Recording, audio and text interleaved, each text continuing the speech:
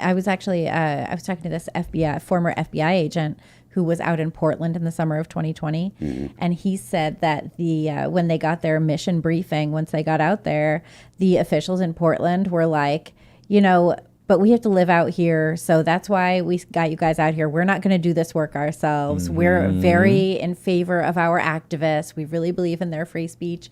And when he turned in a report showing that legal observers were actually running cover for protesters, nothing ever happened. They didn't even acknowledge it. That's not progressive anymore, though. That's not progressive. That's like tyrannical. That's authoritarian. You stop being liberal. So I do want to, before we get off Gen 6, I do want to throw it out there because I teased this and I don't want to just leave it out. So this whole question about, hey, what's up with the rest of the tapes, right? And what is up with the rest of the tapes? So this plan about giving Tucker access first, this is something that I've known about since second week of January, going back, so that this has been totally in the works.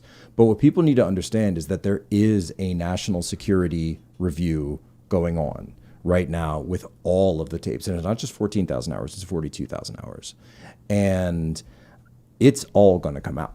And every piece, because, okay, from a national security perspective, I'll put on my Fed hat here for a second, right? You can't actually show every person that's going in and out of the skiff, right? Because you might have people that are in cover that are going in there that are checking this out. You can't show every route that they take the speaker and the vice president, et cetera, because there's safe rooms and different areas and things like this. So they want to be careful with stuff like that. But as pertains to the actual people coming in, I've been told that as much of it as possible is going to be coming out.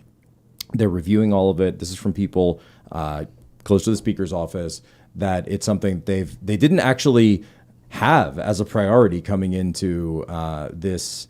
It wasn't like some deal or something like that. I don't want to say it wasn't a priority. That's let me rephrase that. But they realize how important this is, and they're actually making sure that they can send as much out as possible. And I think that's amazing. I think people are actually going to be very happy when they see what comes out. Did you see what McCarthy said today? He said, because he was talking about this, he said, that Tucker just had a few, and that they asked Capitol Police if there were any concerns, and they came back with one about exits and things like that. Exactly. And then McCarthy said, but it was interesting that one that they had a problem with, Eric Swalwell, had up on the internet for the last 2 years showing that part.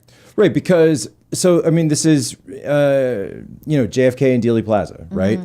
To know the specific route that a principal is going to be taking before they take it is an obvious security risk for anybody. McCarthy said also that Pelosi's daughter had shown the January 6th committee the exact route to take from the speaker's office. They showed the route. They showed the safe house on Fort McNair. So all of that is blown now. So now you have to completely change that because now that's just blown. So if, let's say, you're some terrorist group, like an actual terrorist group, and you want to set up something like this, well, guess what? Now you know where all the principles of the U.S. government are going to go. So from a security perspective, the Capitol Police, and probably in conjunction with the Secret Service, because remember the vice president was there at the time, are now going to have to completely revamp all of that. They're probably going to have to construct things. Yeah. I mean, some of this stuff is permanent fixtures in terms of how they design for security. And now if it's out there. You mean kind of like when there was an attack at the White House in May of 2020 that we don't even talk about anymore? Yeah. Right? What did you guys make of Benny Thompson saying that he and the January 6th committee didn't have access to the footage? No, he didn't ask for access to the footage. That's I think that what was you think BS. I think it was